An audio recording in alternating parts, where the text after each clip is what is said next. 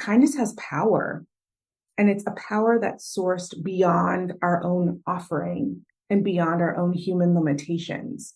So if we remember that kindness is a fruit of the Spirit, the same Spirit that raised Jesus Christ from the dead, then there's so much more that can be accomplished if we lean into and identify that fruit. Hey there, you're listening to the Girls Talking Life podcast, and I'm your host, Johanna. If you're like me, you love time with friends. I always leave feeling encouraged, inspired to try something different, or I've learned something new. So why not continue to grow even when we can't be with our girlfriends? We're not made to do life on our own. So in each episode of this show, I'll bring you a girl and her story to give you refreshing ideas to stir your soul. Let's walk this road together. Are you ready to talk life?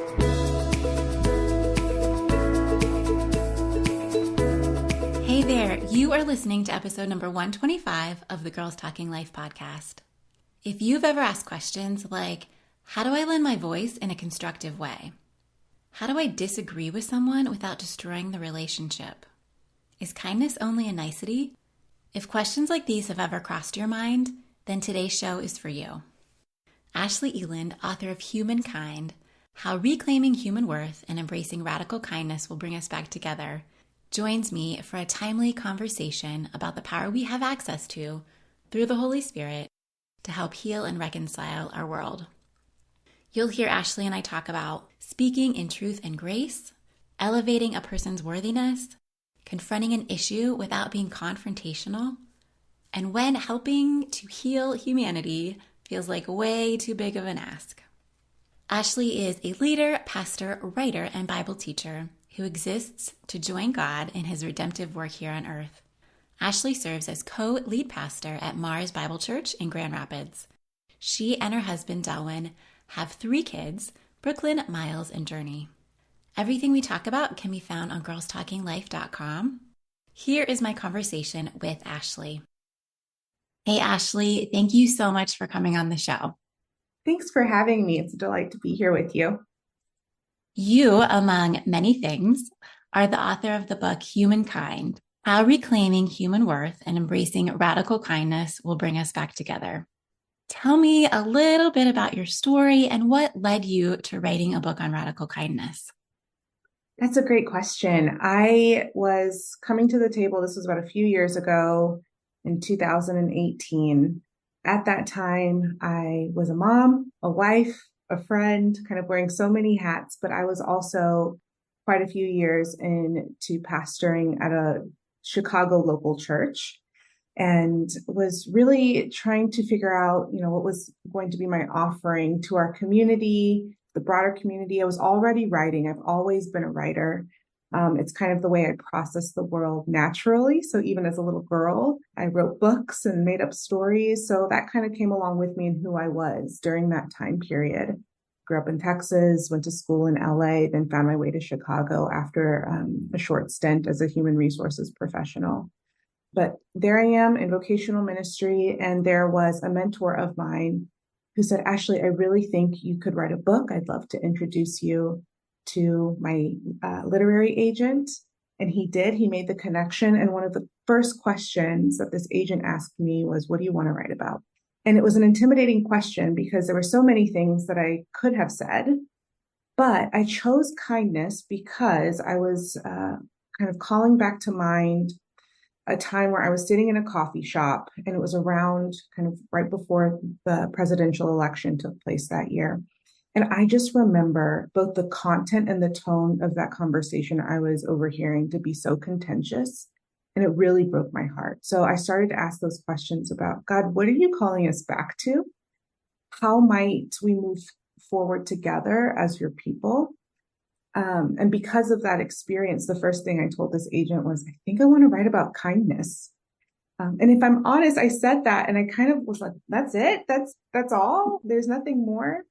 But truly, the more I dove into kind of the implications of kindness as a fruit of the Spirit and not just a nicety or our expression of being nice, a deeper expression of being nice, the more I was resolved that, yes, this is absolutely what I want to write about for such a time as this. I can completely understand that. I have felt promptings of, how can we heal these relationships because it can be so polarizing, the content that we're hearing and the things that are happening in our world. As followers of Jesus, kindness is something even more, I feel like. Do you feel that way? Absolutely. I think as a starting place, we have to remember that kindness isn't just a moral virtue. It is a fruit of the spirit. So if we go back to Galatians 5:22, and we have that list, and some people can rattle off, but kindness, I think, gets lost because we've turned it into mere acts or one-way acts of niceness. So for example, holding the door open for someone or allowing someone in front of you in traffic. We point to those and saying, perhaps that's it. But I want to remind us, and I found through writing the book, that kindness has power. And it's a power that's sourced beyond our own offering and beyond our own human limitations.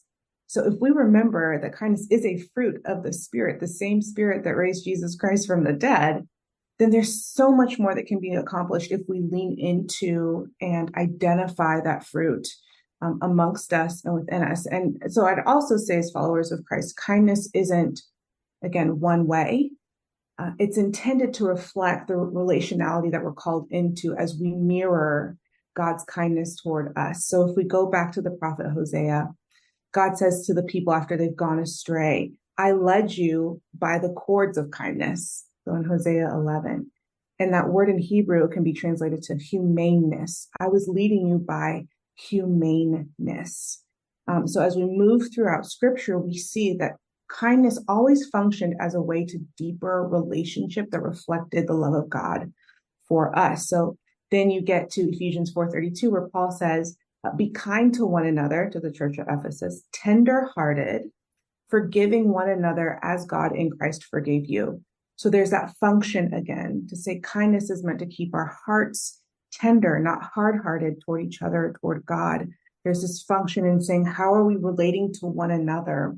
That points to God's power in and through and amongst us, that gives us an opportunity to share Christ's love and to show God to the watching world. So kindness is way deeper than just saying, you know what, we watched a few episodes of Mr. Rogers.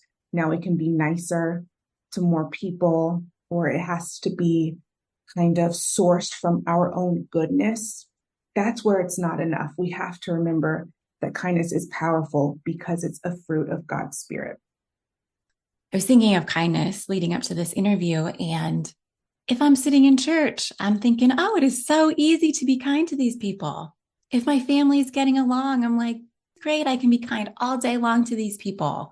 When traffic is flowing smoothly and you get all the lights green, people are waving you in, kindness all over the place. But when my teenage daughter is, grumpy with me, when someone steals my parking spot, when I am confronted by someone with an issue that is opposite something that I hold in deep conviction, then it is not so easy. So how do we do it anyway? That's such a good question. And this is going to sound too simplistic because people are so nuanced in who we are and why we hold the values that we believe in. I mean, we all have different stories. And so I'm going to give us two handles to kind of hold on to, and then just the caveat that there's so much more that we could talk about. But first things first, I think back to Genesis and how when God created humanity, he called us something and it was very good. He said, let us create man in our image. So that Trinitarian reflection and that relationship. And then ultimately called creation very good. I think there is power in insisting to call one another within our true names.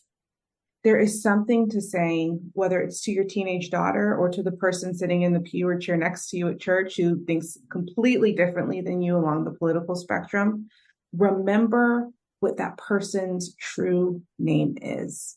Before they were even assigned a name that their earthly mother and father gave them, they were called very good by God, our creator. And so that helps me. And practically, I'm trying to teach my kids, and I have 3 kids, ages 8, 7, and 4.5. So we have a very spirited household. But even when we go to the pharmacy, for example, or a restaurant that our family frequents most often, and this is a way that we can kind of embed kindness into the fabric, not just of our individual lives, but of our families as well. I teach them to say the person's name. It is a small, but really, I think, huge gesture. Say, I'm going to call you what means most to you. And as we do that, we're reminded that this isn't an opponent. This person's not my enemy. Those aren't the names we were given for each other. We were given very good. We were given beloved. We were given child. All this language throughout scripture and how we were adopted into the family of God. We were given siblingship. I think if we can hold on to and recall the original names that we were intended to have for one another, that's a discipline these days that's very hard to subscribe to sometimes because of how contentious certain topics can be. But I would say simple but really meaningful challenge, use someone's name. Whether internally you say this person is beloved, this person was created, they're very good. Or just to say this person's name at the restaurant or call the server or the airline stewardess or whoever it might be by their name if they give it to you is a really powerful practice that I've taken on to help maintain and preserve our worthiness in the context of daily relationship. The second thing I'd say is that when we talk about truth, we hear this phrase often, speaking truth and grace, grace and truth. I don't know that we honestly know what it looks like to extend kindness in the context of truth telling. And I want to draw us back to an interaction that Jesus had with the woman at the well in John chapter 4, where Jesus told this woman everything that she had ever done. He did not shirk or minimize the true thing about her and her relational choices at the time. But he didn't leave her there. He saw the potential in what she could be, as some people would say, one of the first evangelists, right? She went back to her town and told everyone about this interaction she had with Jesus, who offered her living water. But he didn't leave her in shame. And so when we talk about kindness and truth telling, I think a self-examination of where do we leave people? Do we leave people in pools of shame? Or do we call them beyond? Do we have a vision for this person in the context of our relationship with them beyond something they've done or said or believed? And do we see the potential for their God-given goodness beyond that moment? So they seem easy, but in the heat of the conversation, I can imagine as a mom of a teenager, if you're in that moment, you're like, okay, I don't want to call you lazy. I'm going to call you very good. Yeah. God saw something beyond this moment for your life, child. And I'm going to try and call you to that. What are we calling each other to? And what is the motive for how we are speaking truth to one another? Because if our motivation is stuck at shame, we are not going to embody the fruit of the spirit of kindness. We are operating out of our flesh and trying to win and try to overcome and trying to become the challenger who has the last word and the final word. So let's call each other by our original very good names. And let's remember the fruit of kindness as we're telling truth, calling each other beyond just that moment in time. Ashlee, those don't sound simple. They sound difficult in the moment, but so, so good. I was listening to a video study recently, and the teacher said, don't act like that person hasn't been saved by the grace of Jesus. That's good. So that's come to mind a few times since when I was thinking about someone. And if you can remember that, if you can call them by their name, if you do have a conversation, if you can bring the grace along with the truth, I think those will go a really, really long way. Absolutely. I do too. And they really, truly are formative disciplines. I think this whole idea of kindness and being formed in the fruit of the Spirit, it is part of our spiritual formation. So choosing to say no to other habits or rhythms in order to adopt and pick up ones that are formative, not just for ourselves, but in relationship as we were created, I think is going to be huge, particularly as we continue to live in contentious times that are extremely polarizing. You talked earlier about a person's worthiness. What else can we do to elevate someone's worthiness? I just love that phrase. Yeah, the power of listening has been really important to me. We all have to remember that in our individual lives, we move and operate as the central stars of our own stories. We don't know how. We don't know how to adopt a different star or hero or heroine for the story of our lives. And so it's been really crucial for me to listen to how someone else receives information, how someone else sees the world.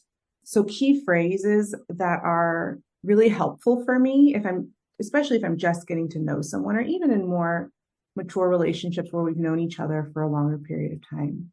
Tell me why that's important to you. And if you just stop and listen, you'll probably get more of a person's story, more of a person's heart. Remember, going back to Ephesians 4, tender-heartedness, than you would get if there are closed-ended yes, no, combative questions involved. So the art of listening, I think, is one way to elevate one another's worthiness, in that it opens up a different part of the heart and soul of a person, where hopefully we'll be able to see and identify the fingerprint of God in and through this person's life, even if it didn't bring us to the same place or to draw the same conclusions. So that to me has been a really powerful conversation starter or continuer, is tell me why that's important to you, and helping me adopt the discipline of listening. I also think proximity has been key to me seeing and not just hearing someone's worthiness. Anytime I have dinner with friends, one of my favorite things is watching how they parent, because even watching their gentleness or in the ways that they talk to children really elevates for me a different part of their character that I may not get to see in other situations. So being proximate in the context of a neighborhood community, or spending time, just outside of your own orbit in environments where you are regularly, helps open up the world. This is why I'm so grateful that early on my parents instilled a value of traveling, because they wanted me to be proximate, even if the place or the country where we went, a different religion was dominant or different language was spoken. They worked really hard to help me not see that language or that religion as foreign or assigned a subjective quality as bad. It was different. And we got to move through those spaces in a way that was so helpful and formative for me to see God's fingerprint in different cultures, in different places where different cultural norms were adopted, different communication styles, all of that. So I think the art of listening and proximity, choosing to be close in a context, particularly that's different from our own, helps elevate worthiness in a way that isn't central to our stories. And I think once we start to learn from and to say yes to learning from different stories and narratives, we actually get to see a bigger picture of who God is outside of our own contexts and experiences. God becomes bigger. And that's a gift that we can give each other when we choose to elevate worthiness in that way. You have a story in your book where you have a conversation with a friend of yours who has different political beliefs, and you talk about that listening practice. Do you mind sharing just a little bit of that story with us? I would love to, because that story has legs beyond the book, and it's so cool. So I worked really closely with a friend when I was on staff with our high school ministry at a former church. And this person was one of our key volunteers, a leader among leaders, and she still is a leader in her own right. But we had this really awesome friendship that formed over the years I was in high school ministry. And we had this tradition where during summer camp time, we would always drive the same cargo van, just the two of us with a bunch of the sports supplies in it, from Chicagoland all the way to Indiana. And we would have these deep conversations about what it was like for me to be a Black woman in America at the time. And then she would give her perspective on having immigrant ancestors who came to America differently, different values that were instilled in her as a white woman in America. And we would have these really meaningful conversations. The presidential election of 2016 came up. And I think it was really clear early on in our friendship, her political leanings. She was very vocal about her political leanings. And I grew up in more of, I'll call politically neutral household where my parents voted on both sides of the party line. Like it was never a one size fits all approach to politics. But I remember being quite upset after that presidential election, just for a few reasons. There was a rhetoric, not just around the outcome itself, but the rhetoric around the outcome that was really, in some cases, painful to me. And I just remember setting up this conversation with her and saying, can we talk about this? And I think because we had established a friendship outside of our political discourse first, that served as the foundation for us to be able to have hard conversation around politics. Our friendship was not made or broken on politics because that's not where it started. And I was grateful for that. So we were able to call each other to the table. I remember she came to my office and I was so vulnerable with her. I was crying and I just said, help me understand this. Like, why'd you vote this way? And she, because of her family and her upbringing, the values, her understanding of hard work and what it meant to be successful, like she explained all of it. And even if we didn't get to the same ending place of the same decision or the same action in how we voted, I now understood her better. She now understood me just a little bit better and why I was upset. And she kind of put up with me. I mean, she could have easily dismissed me and said I was weak or whatever, but she didn't. We held this space with each of our convictions because we had the foundation of friendship to fall back on. And it's been really cool. Since that conversation, we have had multiple follow-ups to that. And I'll go out on a limb, and I think she'd be okay with me saying this, but very recently she called kind of out of the blue and said, I think I need to apologize for a few things.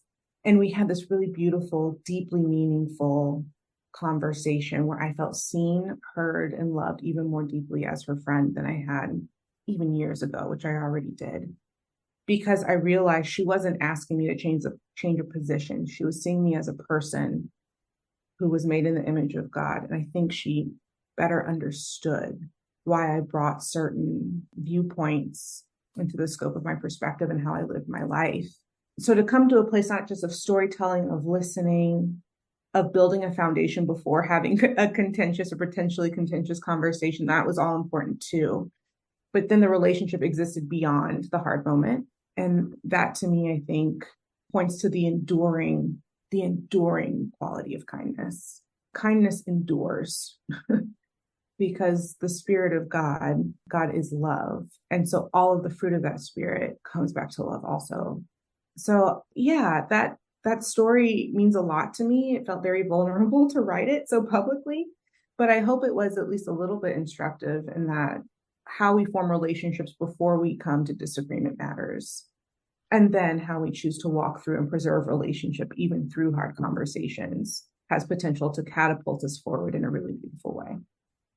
Well, I love your boldness to arrange for the conversation to happen in the first place. And then just you're seeking to understand her sides and her doing the same, just really solidified and even grew your friendship into something deeper.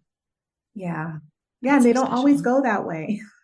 I've had some friendships that have been harder. So they don't always turn out in a hoped for direction, but can we hold ourselves to a certain standard that preserves the worthiness of the other?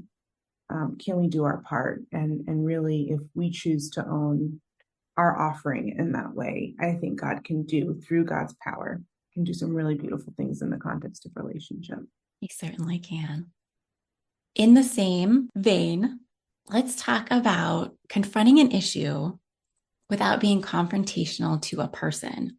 Because often we love the person, like you just said, but there is an issue. It doesn't have to be political. There could be all kinds of different things that we want to address. in love, in grace, and in truth. How do we do that? Oh my gosh, we could be here for a few more hours. We don't have that kind of time. So this was a question that was really important to me too, starting back in 2020 when a lot of us were at home and wrestling, particularly with issues around racial justice and racial reconciliation. I had a lot of friends who felt stuck because they didn't know, like, should I say something about X, Y, or Z? Like, is this mine to say? So that was kind of the heart of how I came to start writing about this, is because I really felt there was a lot of tension around trying to separate out issues from people and then where to lend our voices in the most helpful and constructive of ways. So I came up with this little framework that I ended up turning into a book that actually comes out next year. The book is called Say Good. So instead of do good, we're calling it Say Good. And it works around a framework that serves as a filter to how we choose to focus on issues while also maintaining relationship. So the first part is, do we actually have a personal passion for that issue ourselves? Really taking stock individually of, why is it that I care about this thing? How did I come to care so deeply about X, Y, or Z? I think interrogating the source of our own passion really helps. At the end of the day, if we realize we don't actually have a lasting energy beyond this one conversation where we just want to be right, we should really interrogate that. Like, is this ours to actually show up in the larger world around us, to speak about, to have a conversation around, or are we just wanting to be simply combative for the sake of this one conversation? Is there a lasting purpose behind why we want to talk about this thing? So I think that helps separate out an issue from being confrontational with a person, because we have our own why. I think that's essentially that pillar. Second, and this is a hard one for us, are we open to accountability around this issue? Or are we simply looking for outlets where we can be unchecked, say whatever we want in the posturing of our position, and not have to ground that in anything more deeply?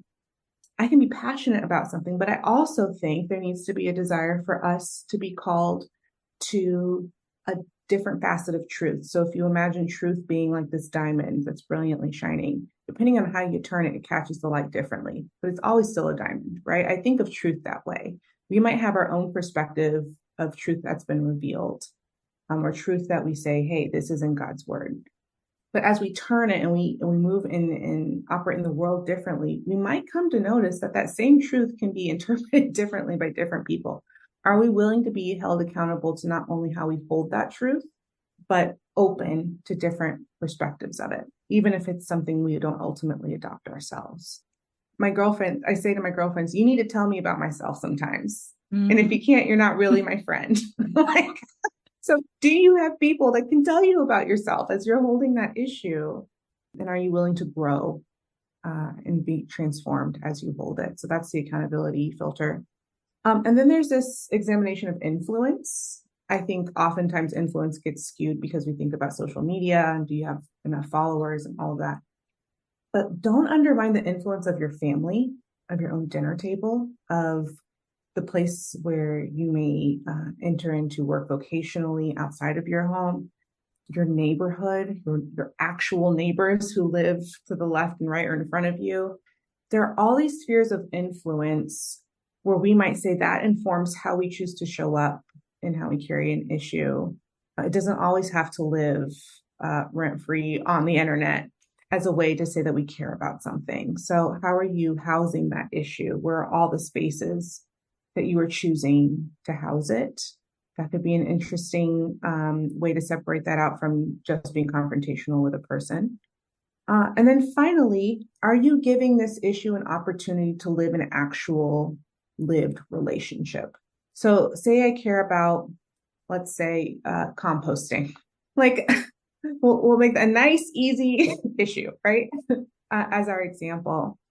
If I don't have a deeper story that can be lived into in the context of relationship with composting, that It's teaching my kids how to be better stewards of our resources in our home, or it helps me remember, it grounds me in the stewardship that we're called to of this earth that God created. Like, is there something deeper in the context of relationship that I can come back to? Because then it says it's not just about this person specifically, but it is a relational, it's a relational checkpoint.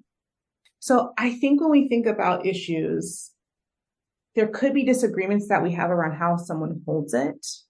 But to say, I actually have a different perspective on the issue while I can still honor you and call your worthiness to the table while having the conversation. If we run through those four filters, that helps us make a more holistic approach to an issue at hand versus just us in our mind or at our keyboard or on our phones saying, I'm only going to engage with this in a monolateral way, in one playing field, one plane. How can we expand our vision a little bit with the issue at hand outside of the context of relationship, while also maintaining relationships that are important to us? You mentioned accountability, and I know I have a handful of friends who I've said, you have permission to speak into my life on anything that you see out of line. Yes. Yeah. That we were never meant to go at any of it alone, even in how we hold issues. Like, I really do think there's a communal nature to how we were created, how we look at the world and how we move within the world. Your work is about helping humanity build bridges back to the truth of who God is and between one another. And that feels like a really big call. And I don't think it's just yours. I mean, I think that's for all of us. But what do we do when it just feels really big? Yeah, that's so good. I get a lot of my how I choose to move through life from stories in the Bible. So I think about Moses. When Moses was called to lead God's people, he gets to a point in Numbers 11 where he said, I can't lead this people anymore. This is too big. The burden is too heavy for me. And I love how in verse 17, God says to Moses that the same spirit that is on you, I'm going to give to others around you to help carry that burden also. So in the same way that, just a few minutes ago, we talked about calling each other the names that God calls us, I think we have to remember that God's spirit, like we haven't co-opted God's spirit. God's spirit isn't just ours. It is truly possible and is a truth that God's spirit is within so many people around us and moving and active and living. And so my encouragement would be, when it seems too big, share the burden. Share the burden. I think there's a holy release in living into how we were created as humanity to really be communal in how we hold things. I'm just thinking about the past year of my life personally. It has been probably the hardest year on all sorts of fronts, with death and grief and health challenges, you name it. I do not know how our family would have made it through if that burden had not been shared. If people had not said, you know what, this is my gift I can bring to the table, I'm going to help share that burden. Or, this is my experience with grief and pain. I'm going to help share that burden by sharing my experience with you. And hopefully it's somewhat helpful. I think we underestimate, particularly now in a time where we've been divided and we're trying to learn how to come back together. We've been physically removed from each other in our homes, and now we're trying to figure out how to do togetherness again. We're trying to combat the illness of isolation. I think learning how to offer what we have and to be good receivers. Some of us are great givers and awful receivers. We know how to give of our time or our resources, our gifts, but we don't know how to receive that same kind of generosity. I think when it feels too big, we need to learn how to share it. So good, Ashlee. Thank you for that. Yeah. I want to switch gears a tiny bit. No, totally switch gears and ask you for 5 things that you are loving. Just want to get to know you a little bit better on a personal level. What are 5 things that you're watching or wearing or eating right now that you just love? Oh, I love this question so much. It was really hard to narrow it down to 5, but I'll start by something I'm wearing. There is this chenille robe from Target. It's the Stars Above brand it's probably my favorite Target purchase. It was actually gifted to me by my kids for my birthday.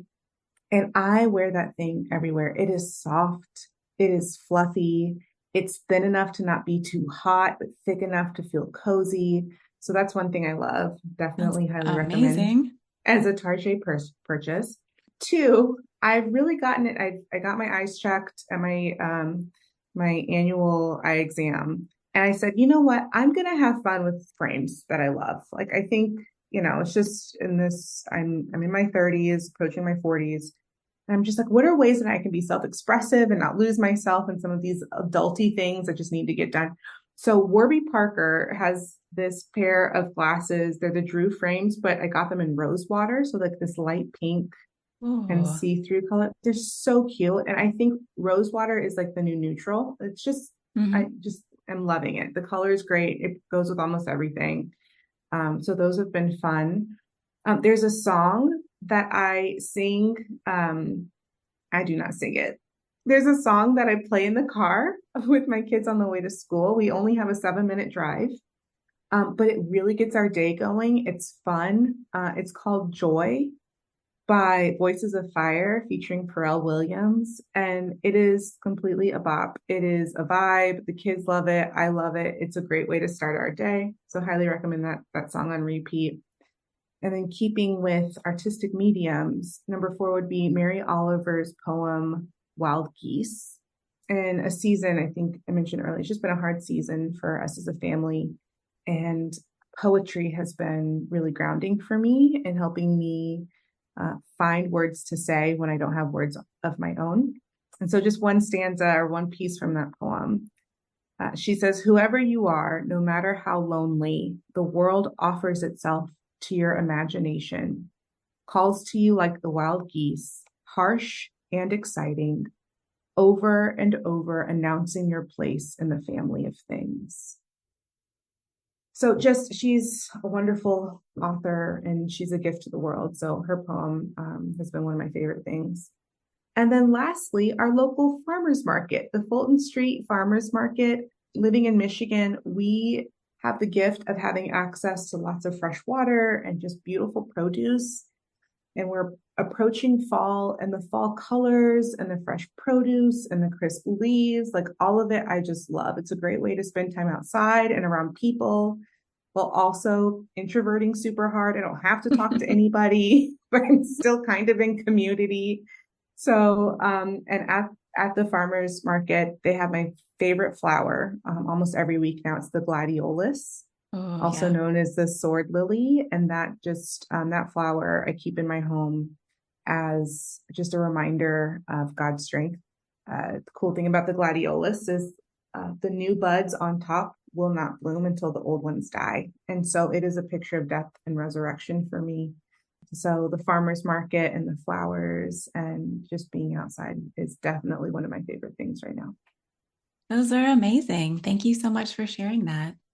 Oh, that was fun. Thanks for asking. That's such a fun question. Ashlee, you are just a fantastic leader. Your work is so, so important. I'm so glad that when that agent asked you what you wanted to write about, you came up with kindness. Because while it seems simplistic, it really is not. And it is what we need to do this healing work. And I'm so glad that you're doing it. Well, thank you, Johanna, for the opportunity to talk about kindness. I do think it's some of the most important work that we can do right now in the world. And I'd say to not underestimate the importance of self-kindness. I think if we can identify the places in ourselves where we have chosen not to be kind, either in how we talk to ourselves or the narratives we allow to live in our heads without being challenged with better truth. If we can be kind to ourselves first, that might be a doorway to how we extend kindness to the world around us.